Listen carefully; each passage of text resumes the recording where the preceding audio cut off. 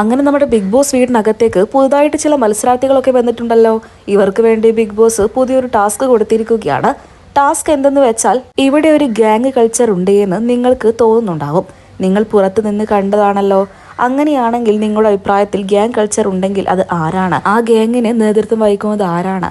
അല്ല എന്നുണ്ടെങ്കിൽ അതിന് കാരണക്കാരായിട്ടുള്ള വ്യക്തി ആരാണ് എന്ന് പറയുകയായിരുന്നു ടാസ്ക്. അങ്ങനെ ടാസ്ക് ഒക്കെ ആരംഭിച്ചു. ലക്ഷ്മി എന്ന് പറയുന്ന വൈൽഡ് കാർഡ് എൻട്രിയിലൂടെ പ്രവേശിച്ച പുതിയ മത്സരാർത്ഥിയാണ് ആദ്യമായിട്ട് ഈ വിഷയത്തിൽ സംസാരിക്കാൻ വേണ്ടിയിട്ട് ടാസ്കിലേക്ക് എത്തിയത്. സോ ഗ്യാങ് കൾച്ചർ ഉണ്ട് എന്നും അത് അക്ബറാണ് അതിന് നേതൃത്വം നൽകുന്നത് എന്നുമാണ് നമ്മുടെ ലക്ഷ്മി പറഞ്ഞത്. അപ്പാനി ശരത്തിന്റെ കൂടെ ഇരുന്നിട്ട് അക്ബർ മറ്റുള്ളവരെ കമന്റ് അടിക്കുകയും പുറകെ നടന്ന് ശല്യപ്പെടുത്തുകയും ഒക്കെ ചെയ്യുന്നുണ്ട് എന്നും നമ്മുടെ ലക്ഷ്മി കൂട്ടിച്ചേർത്തു. ഒട്ടും ആക്റ്റീവ് അല്ലാതെ ബോറിംഗ് ആയി തോന്നിയത് ശൈത്യയാണ് എന്ന് നമ്മുടെ ലക്ഷ്മി കൂട്ടിച്ചേർത്തു. അതിനോടൊപ്പം തന്നെ ബിന്നിയെക്കുറിച്ചും ലക്ഷ്മി പറയുന്നുണ്ട്. ഇവിടെ ഒരു ഗ്യാങ് ഉള്ളതായിട്ട് ബെന്നിക്ക് നന്നായിട്ട് അറിയാം. എന്നാൽ ബിന്നി അതൊന്നും കണ്ടില്ല എന്ന് അടിക്കുകയാണ്. സത്യം പറഞ്ഞാൽ ഇവിടെ ഒരു ഗ്രൂപ്പിസം ഉണ്ട്. നമുക്കൊക്കെ ഫേവറേറ്റ് ആയിട്ടുള്ള വ്യക്തികൾ ഉണ്ടാകും. എന്നാൽ ഗ്രൂപ്പിസത്തോടെ കളിച്ചു മുന്നേറുന്നത് വളരെ മോശമാണ്.